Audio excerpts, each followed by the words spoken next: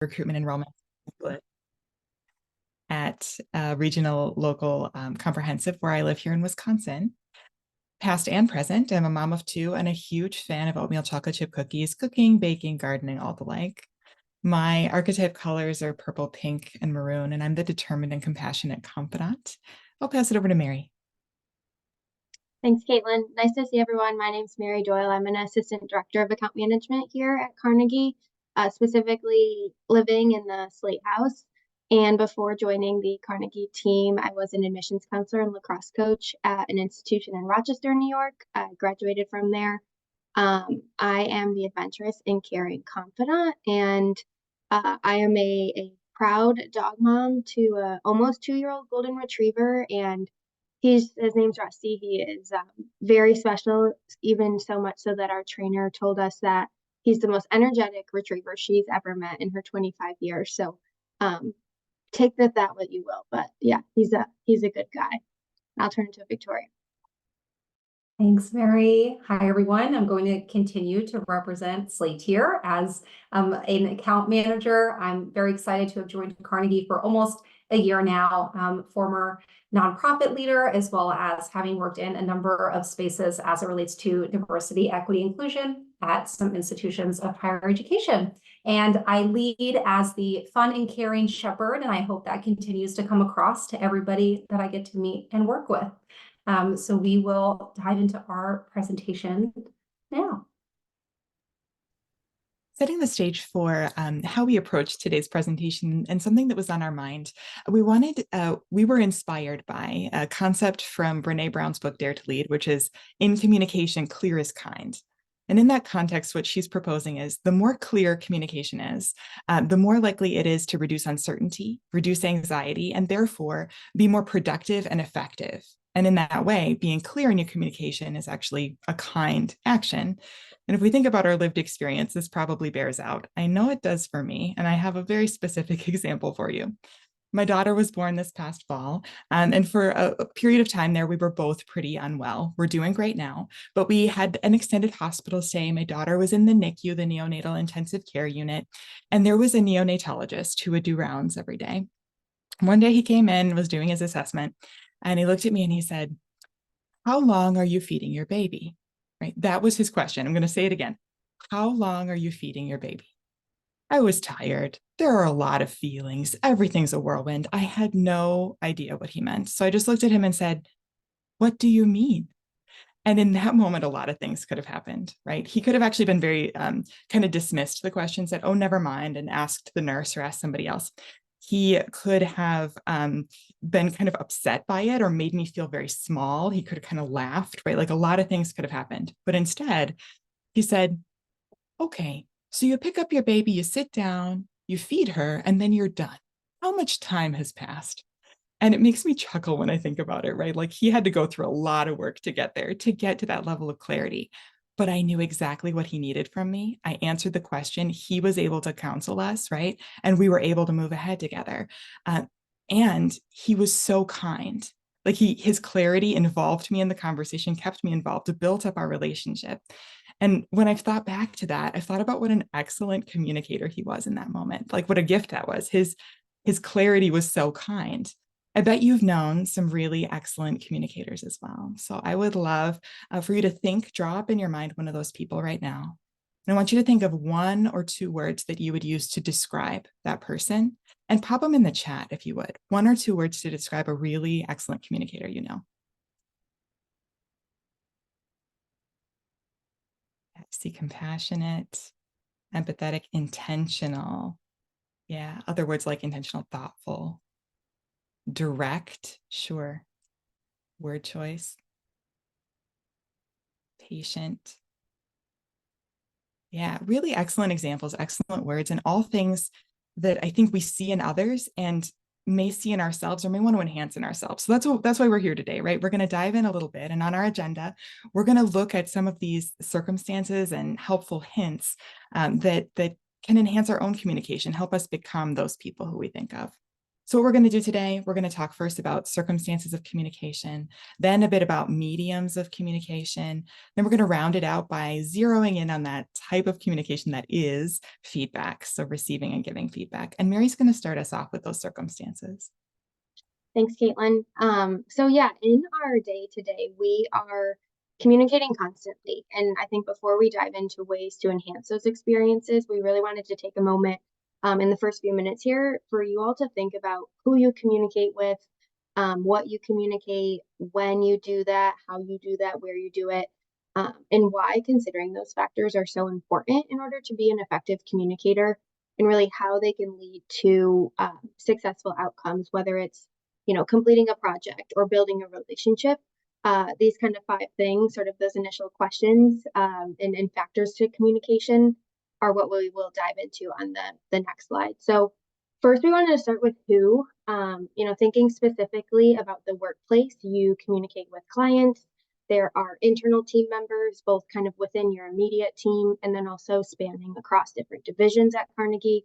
You communicate with your supervisor. If you are a manager, you also have direct reports that you're working with.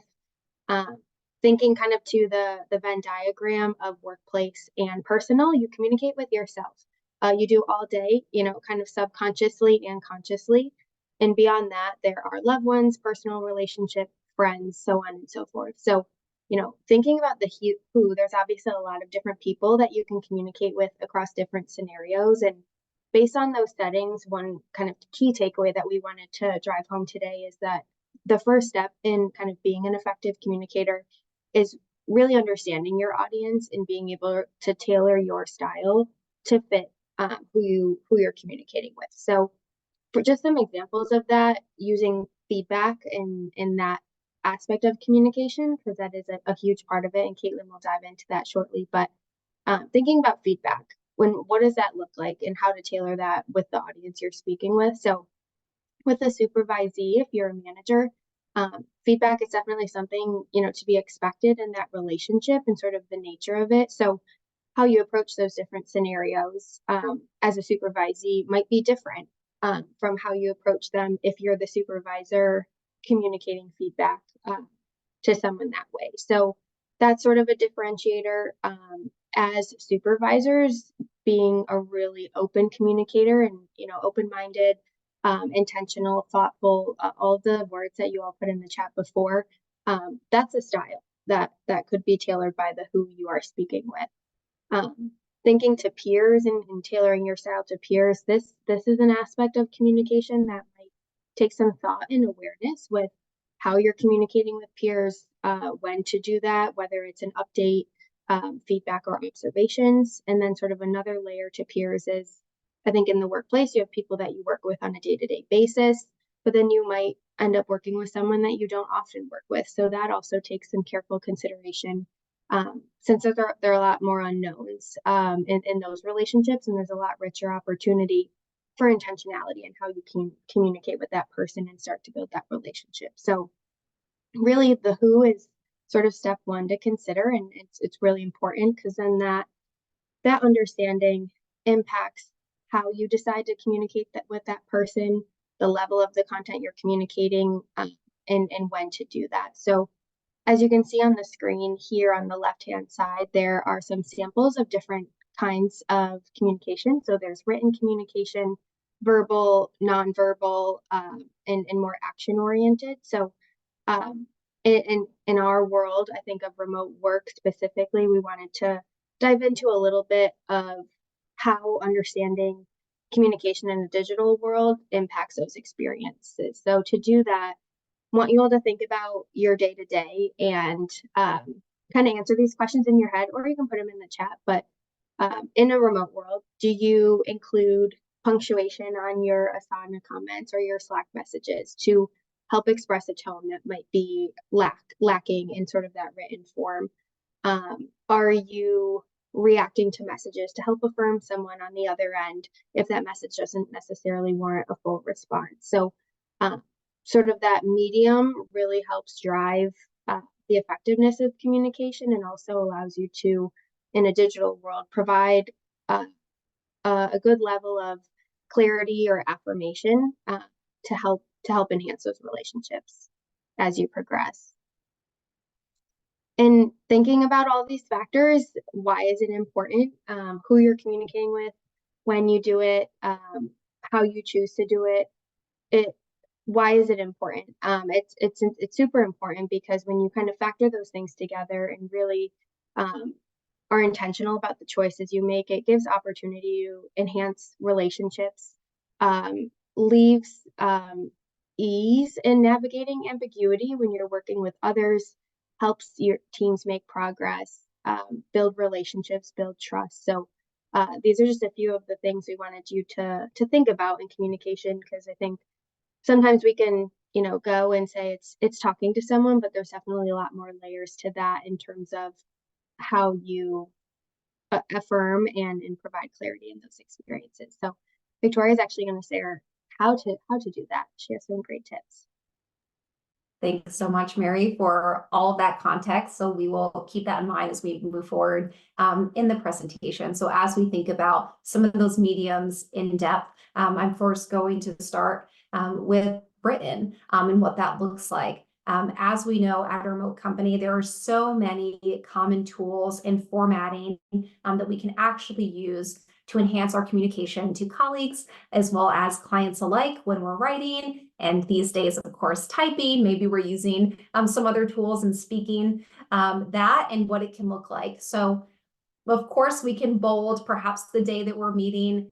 We can use those really nice formatting tools, bullets, highlighting. I like to point out accessible color patterns for folks that see colors differently on a spectrum, actually. Want to keep in mind too, when we're writing to folks, not only timeliness, but timeliness in the follow-up, how long it takes you to reply to someone, or perhaps even responding. As Bridget mentioned in the chat, you like those appreciations, which is a really nice feature in Asana. Is it better to receive that a day maybe after or a week later, and kind of what that looks like, right? We can use hyperlinks, and I really love seeing our colleagues in action and emojis, and just shout out to everyone who has created those because they bring a lot of fun into writing. But again, used correctly, these are really wonderful ways, again, to enhance and make sure that our messages are clear and kind, as we spoke about earlier. So on the next slide, I will show you just a very brief message to myself that didn't go to anyone, and I'll just read the first one. So it says, "Hi, review the campaign document, period." And the second one, "Hi, Athena, can you please review the Yield newsletter," which is hyperlinked, "by next Tuesday," that I bolded. So hopefully the second message sounds more clear. Thank you for the shout out, Laura. I really do love all of these as the fun and caring shepherd, like I said. So my question to you all is, maybe it's the appreciations, maybe it's an emoji. Is there one of your favorite formatting that you really appreciate and lean on, whether that's in Asana or Slack, or even when you're writing? Is it bolding, emojis? Would love to see just some feedback here in the chat. Yeah, the reactions feature. Okay, we all like bullets too. That's awesome. Great. Hyperlinking, yeah, a very awesome tool. So we're not continuing to search in the Google Drive for all of those important things that we need. Great. Thank you all for writing in. I love to see it. So now I'm going to just switch to when it comes to speaking. So one of my favorite ways that I like to think about this is what's known as the Lara method.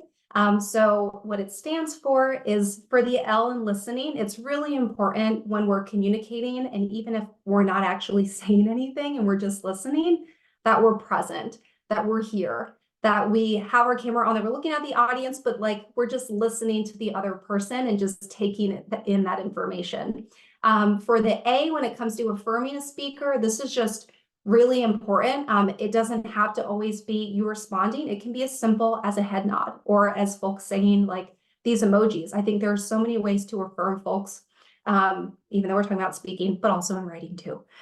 When it comes to the R and what that can look like, one of my favorite ways is to ask clarifying questions when responding to a speaker, to really make sure that we're understanding that message. And then when it comes to adding information, some ways this could look like is verbal summaries. So what I heard you say is, and then you can fill in the blank. or you stated a preference for meetings on Tuesdays. We will do our best to accommodate that. So do keep in mind with the LARA method that this is ways you can practice in action 2 on our appendix when this is shared out later, if you want to watch some videos or find really cool ways to practice these methods.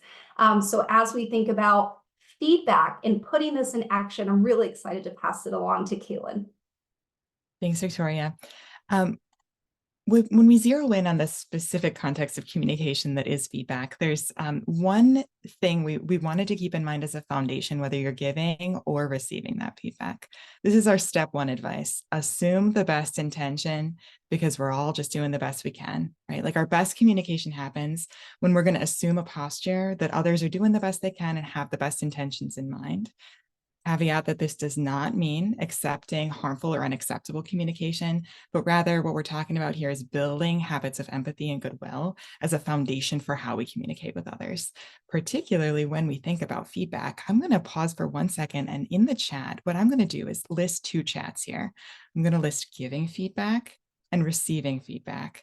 What I would love you to do, respond with an emoji on the one you find harder. Which one do you find harder? Is it giving or is it receiving? Okay, early lead is going to giving. Yep. Okay, pretty strong, although it is mixed. They're both challenging in different ways, right? I was thinking about this question and I thought, what would I choose? Because both of those contexts can be pretty challenging in and of themselves. We're going to take a look at both. And we're going to start, Bridget, I hear you. Yep, both. We're going to start by talking a little bit about receiving feedback. So just imagining ourselves in that position where we're going to receive feedback. Sometimes we know that it's coming and sometimes we don't. Sometimes we can prepare ourselves in certain ways and other times we can't.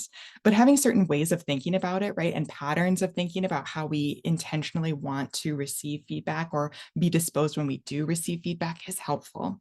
The TLDR, too long didn't read, I learned that one, is that we want to use those principles of communication in action every time. So that LARA method, everything that Victoria was talking about there. But let's drill down even further. In the moment, our advice would be employ clarifying questions. When we are using questions that are intended to, without judgment, right, like get at the heart of an issue, make sure that we understand the feedback that somebody is bringing to the table. That is always an excellent thing to do, right? Like, we're honing in on understanding the core or the root of feedback that someone is giving so we can truly process it and respond to it. And as Victoria mentioned, the importance of summarizing what we've heard as confirmation. Many different ways to do this, right? There might be those more formal ways of saying, what I heard you say is, or in summary, let me bring these thoughts together. I like a really informal approach. So I like to say things like, I'm going to say what I think I heard and I want you to correct me, or other things like that really make sure they invite dialogue, right? They feel like ellipses and question marks, not necessarily periods at the end of the sentences. Those can be really helpful in how the conversation flows, how the information is imparted, and how the relationship is growing in the course of receiving feedback. Then there's after the fact. So you've had a chance, after you've really listened and asked those clarifying questions, to process. Outlining action items. Those might just be for yourself, just like writing out a few thoughts. They might be for others. It might be something you need to process and share forward.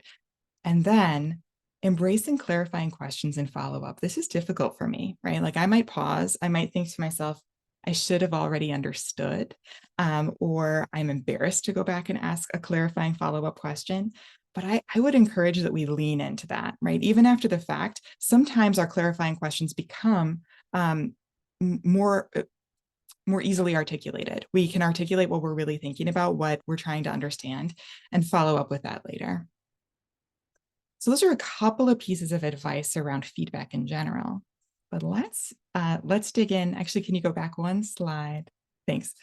Receiving feedback from clients. You'll notice that the folks who are presenting today, we work in client success. We have a lot of client-facing interactions. We receive a lot of feedback from clients, and maybe you don't. Maybe that's not something that is common in your role, but it's likely that you are affected by feedback from clients, that it affects your day-to-day work and what you do. So when we think about that context in particular, we have a couple of goals, right? Professionalism that allows the relationship to grow. in these feedback moments. And so when we think about in the moment with client feedback, one piece of advice and something that can become more natural as we move through the process is expressing gratitude for thoughtful and candid feedback. Acknowledging feedback is not always thoughtful or candid, just to be very honest, right? It may not always be, but it often is. It often is.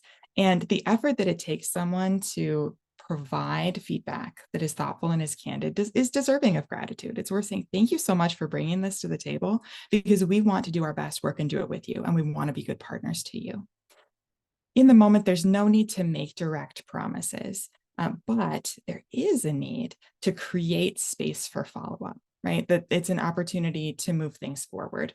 There may be some things that we know how we're going to respond right away, but it can also be challenging. We can feel put on the spot in that circumstance. And so really creating that space to say, here's what we're going to do with this information. We're going to take this, we're going to process it, and we're going to follow up with you on what those next steps might be. After the fact is the follow-up, right? So identifying those action steps for internal members, for client team members, and leaning into the collaboration and the clarity. I would say first as an internal team to make sure we're fully aligned, and then turning that around to be facing the client. So those are a few thoughts to consider when we're thinking about receiving feedback from the clients themselves. Let's talk a little bit about giving feedback. So when we think about giving feedback, the foundational advice would be simple. Let's give the feedback that we want to receive. So as a couple descriptors of what I would love to receive, it would be clear, organized, actionable.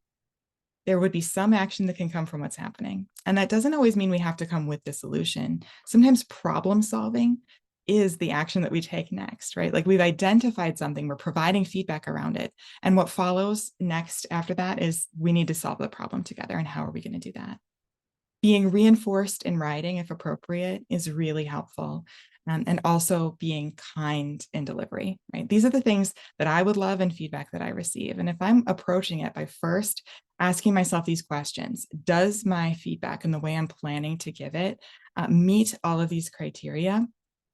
Then we're on a right track, right? We're starting from a good place. A word right now about how, right? Like how we might give feedback, and a couple of things to keep in mind if we are the person who needs to give feedback. There are lots of different types of feedback to give, and the more sensitive that feedback might be, right? We want to have an extra awareness of how we provide that feedback. So for sensitive feedback or feedback that might require a lot of follow-up or conversations, it's really best to think about giving that in real time with follow-up notes. And also to think about when you're scheduling that, if you can, if at all possible, to schedule it for the other individual, and to not schedule it, for example, right before an important client call or another sort of important thing that they want to have their mind set to. So some of those things are really thoughtful in the way that we think about how we're going to prepare others to receive feedback. Which is a great transition into the idea of difficult feedback. And when we define difficult, when we think about that, it might be that the feedback itself is negative, but not always, right? It might just be that it is a more sensitive situation, that there are things about it that we know could be more challenging, a more challenging feedback situation. And so in a very simple level, right, we kind of took this down to like, if we were to identify 4 steps, what could this look like? And step 1, going back to step 1, right? Assume the best intention. And then step 2, fighting the urge to be defensive. Yep, which is hard because it's human. Like it's a very human posture, but fighting the urge to jump to that defensive position, it's about truly hearing, understanding, and responding to that feedback in a difficult situation. We're going to hear better. We're going to listen better if we are intentional about taking a step back from that defensiveness.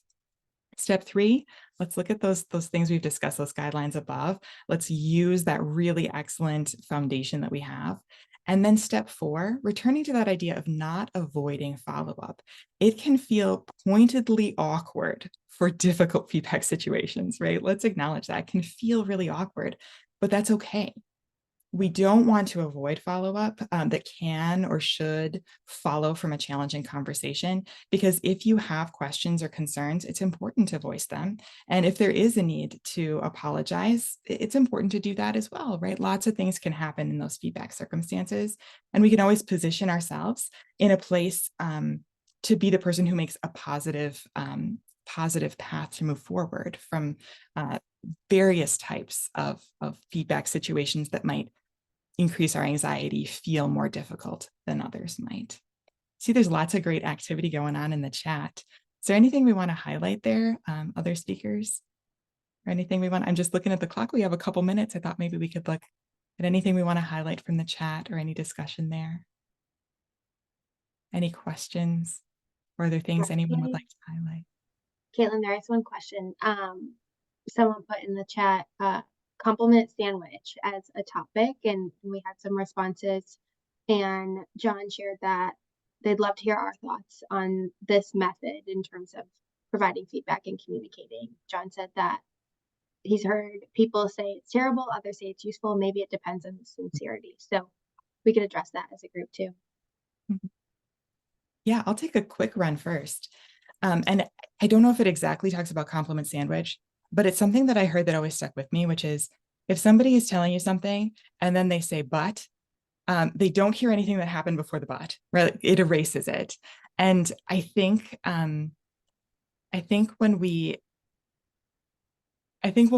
that's something to keep in mind if we think about saying something positive and then saying something that we might be thinking of as negative or constructive, and then something positive again, is the order and how we want somebody's mind to process through that. I think there is a really important element of being direct. And so if there is something that's constructive that needs to be communicated, being as direct as possible and letting it stand as it is has some importance. Which doesn't mean that there are not opportunities to accompany it with other things that we want to make sure the person receiving that feedback is feeling very valued in the course of that conversation and relationship. That would just be my initial response. I'll send it over to Mary and Victoria. Yeah, and I'm totally aligned with Caitlin. And one model that I've read a little bit about in terms of feedback, it's identifying, describing, encouraging, and then action. So I think that's the encouraging step in that model, is where that feedback sandwich, I guess, comes to my mind. But this kind of step in the process, so step one is, determining what we are providing feedback on, describing, that situation, behavior in detail, and why it's relevant. And then the encouragement step is meant to show that the recipient that you're here to help, not to discourage them, but to, provide a constructive path forward by encouraging them and convincing them. So that's where I can see that positive layer going in. But to Caitlin's point, it kind of removes that but aspect that can kind of get lost in that piece of communication. So that's where I resonate with that a little bit. But Victoria, I don't know if you have anything else there. I love it because I feel like everyone's going to have a little bit of a different perspective too on this. And I'll just add that I think laying the foundation is also really important context to say, I care about you and your role and your skill set and your knowledge, and that's why I'm providing it. So this context is just always important, no matter how you frame genuine, responsive, and feedback to anyone. Yeah. Back to you, Caitlin. Yeah, I see we're right at time. We want to thank you so much for being here with us today. And this is a very short session about topics that people have written books about and lived lifetimes researching.